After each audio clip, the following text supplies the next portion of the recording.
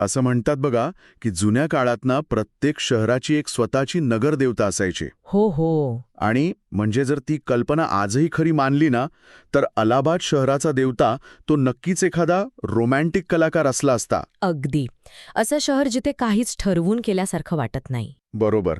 सगळीकडे एक मोकळेपणा, एक काय म्हणू, विखुरलेली अनियमितता आहे. आणि मला वाटतं याच अनियमित कलात्मक शहराच्या पार्श्वभूमीवर धर्मवीर भारती यांनी गुनाहो का देवता ही कादंबरी रचली आहे. ही केवळ शहराची नाही तर त्यातील पात्रांच्या नात्यांची आणि त्यांच्या भावनिक जगाची तीच अनियमितता दाखवते. तर आज आपल्याकडे याच कादंबरीचे काही निवडक भाग आहेत आणि यातून आपण एका महत्त्वाच्या प्रश्नाचा शोध घेणार आहोत. कुठला प्रश्न? तो प्रश्न म्हणजे प्रेमाच्या नावाखाली घेतलेला एक आदर्शवादी निर्णय तो एखाद्याच्या आयुष्याचा विनाश कसा काय करू शकतो. खूप खोल प्रश्न आहे हा. आणि या प्रश्नाच्या केंद्रस्थानी आहे चंदर कपूर. हो, अर्थशास्त्रात संशोधन करणारा, प्रचंड हुशार, पण तितकाच भावूक आणि आदर्शवादी तरुण. आणि दुसरीकडे आहे सुधा, त्याचे गुरु डॉक्टर शुक्लांची मुलगी, जिचं चंदरवर निरागस अथांग प्रेम आहे. पण गंमत म्हणजे ते त्यांच्या नात्याला प्रेम म्हणत नाहीत. चंदर स्वतःला सुधाचा देवता मानतो आणि तिच्या प्रेमाला पूजा. हे ऐकायला किती उदात्त वाटतं नाही का? पण आजच्या चर्चेत आपण बघणार आहोत की हाच देवता होण्याचा मोह तो चंदरला आणि त्याच्या आयुष्यात आलेल्या बाकीच्या स्त्रियांना म्हणजे सुधा, पम्मी, गेसू आणि बिंती यांना एका शोकांतिकेच्या दिशेने कसा घेऊन जातो. चला तर मग या गुंतागुंतीच्या नात्यांचा अर्थ लावायला सुरुवात करूया. हो, सुरुवात चंदर आणि सुधापासूनच करायला हवी. हो, कारण त्यांचं नातं ते काही असं सामान्य प्रेमी युगलांसारखं नाहीये. त्यांच्यात तासनतास गप्पा होतात, खेळकर वादविवाद होतात. अगदी. ते अर्थशास्त्र विरुद्ध साहित्य. हो, त्या विषयांवरून भांडणं सुद्धा होतात. पण या सगळ्या खेळकरपणाखाली एक नात्याची चौकट आहे जी चंदरने ठरवली आहे. तो स्वतःला तिचा गुरु, मार्गदर्शक आणि रक्षक मानतो. आणि इथेच एक धोका दडलेला आहे नाही का? बरोबर. तो सुधाला एक स्वतंत्र व्यक्ती म्हणून बघतोय का, की फक्त एक पवित्र मूर्ती म्हणून जिचं रक्षण करायचं आहे? आणि इथेच कथेचा मूळ संघर्ष सुरू होतो. चंदरच्या मनात एक विचित्र आदर्शवाद आहे. कसा?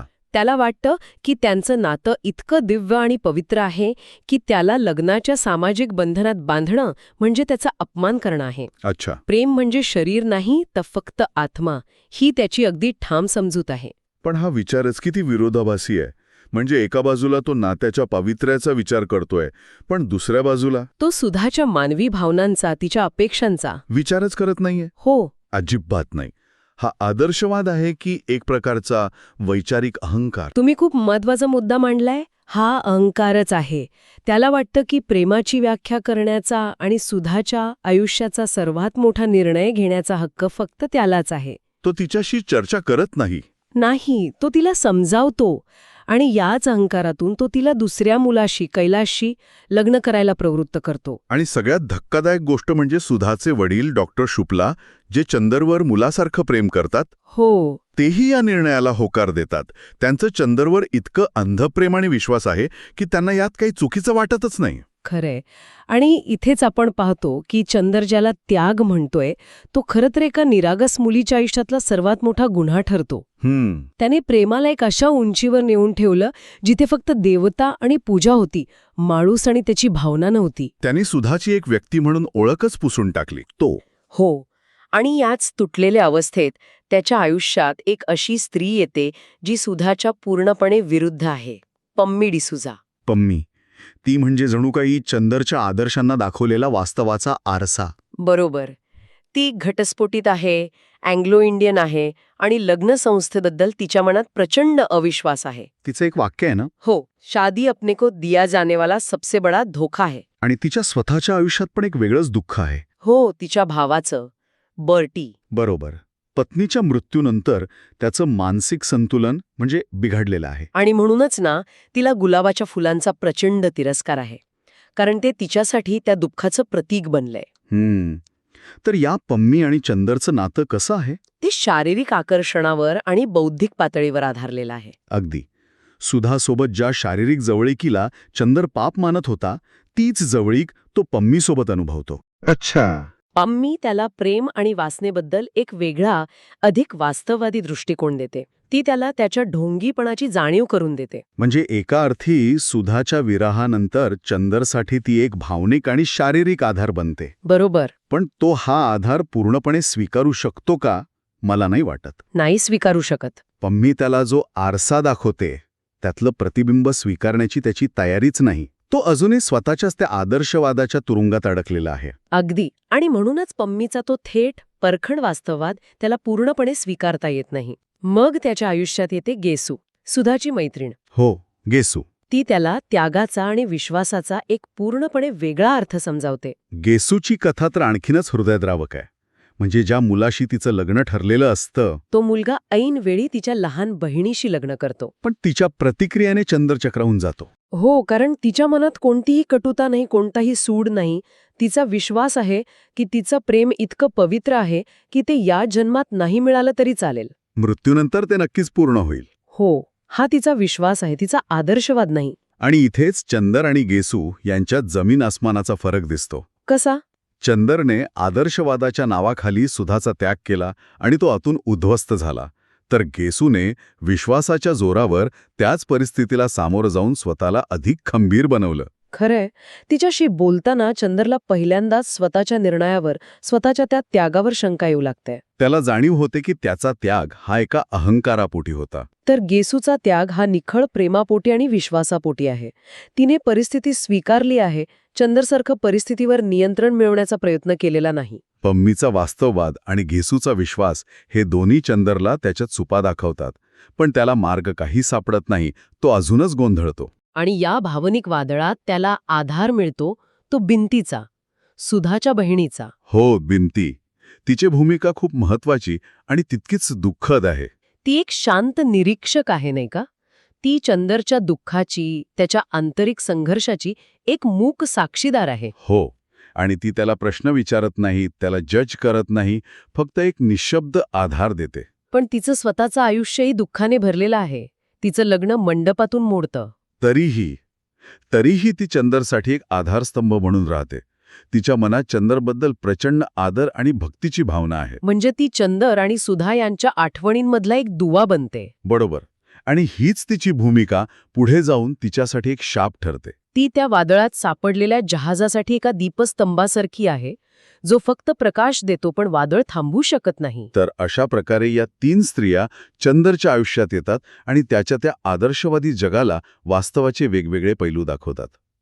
पण या सगळ्यात सुधाचं काय होतं? तिच्या लग्नानंतरचं आयुष्य कसं असतं? तिथेच कथेची खरी शोकांतिका अधिक गडद होत जाते. लग्नानंतर सुधाची पत्र यायला लागतात. अच्छा.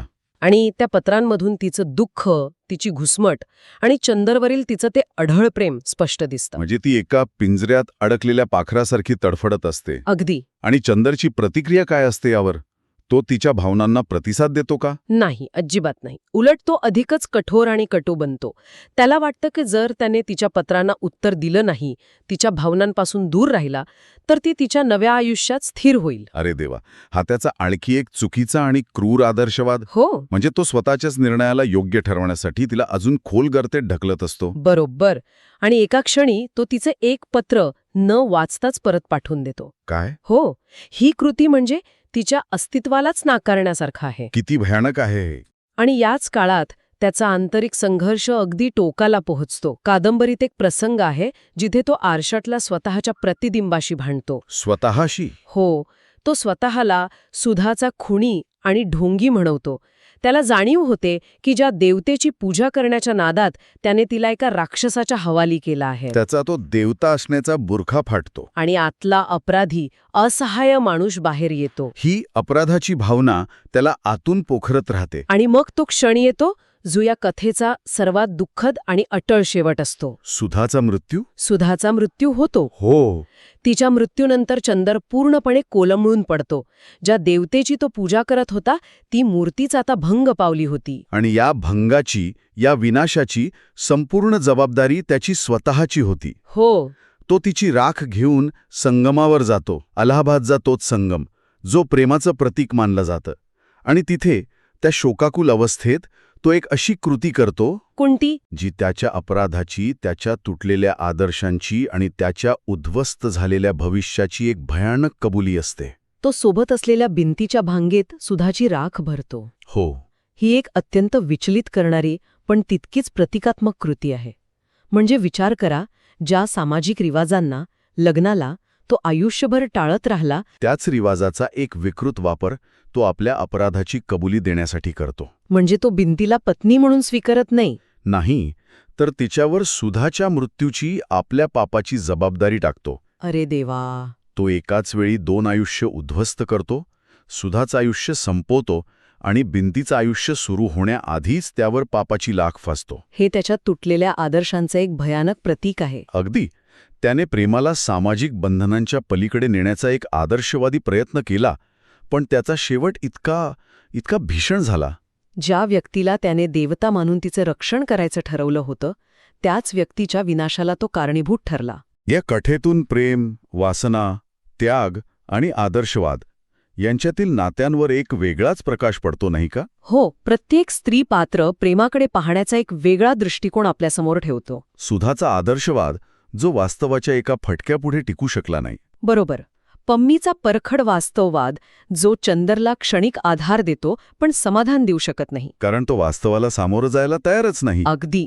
मग गेसूचा अढळ विश्वास जो त्यागालाही एका वेगळ्या उंचीवर नेतो. आणि भिंतीशी निस्सीम भक्ती जी कोणतीही अपेक्षा न ठेवता फक्त साथ देते आणि शेवटी त्याच त्यागाची बळी ठरते. ही कथा आपल्याला विचार करायला लावते की चंदरचा आदर्शवाद चुकला कुठे. त्याने प्रेमाला एका अशा उंचीवर नेऊन ठेवलं जिथे फक्त अमूर्त कल्पना होत्या, भावना होत्या, पण माणूस नव्हता. त्याने सुधाच्या मानवी इच्छा, आकांक्षांचा, तिच्या स्वप्नांचा विचारच केला नाही. त्याने तिच्या शरीराला अपवित्र मानलं, पण तिच्या आत्म्याला अशा पिंजऱ्यात कैद केलं जिथून तिची कधीच सुटका झाली नाही. आणि यामुळेच ही चर्चा ऐकल्यानंतर श्रोत्यांसाठी एक विचार मागे राहतो. कोणता? प्रेम आणि त्याग यांच्यातील सीमारेषा नक्की कुठे असते? जेव्हा एखादी व्यक्ती स्वतःला दुसऱ्याच्या आयुष्याचा देवता समजू लागते, तेव्हा त्यागाचं रूपांतर गुन्ह्यात कधी होतं? आणि त्या गुन्ह्याची किंमत ती किती पिढ्यांना चुकवावी लागते यावर विचार करायला लावणारी ही कथा आहे.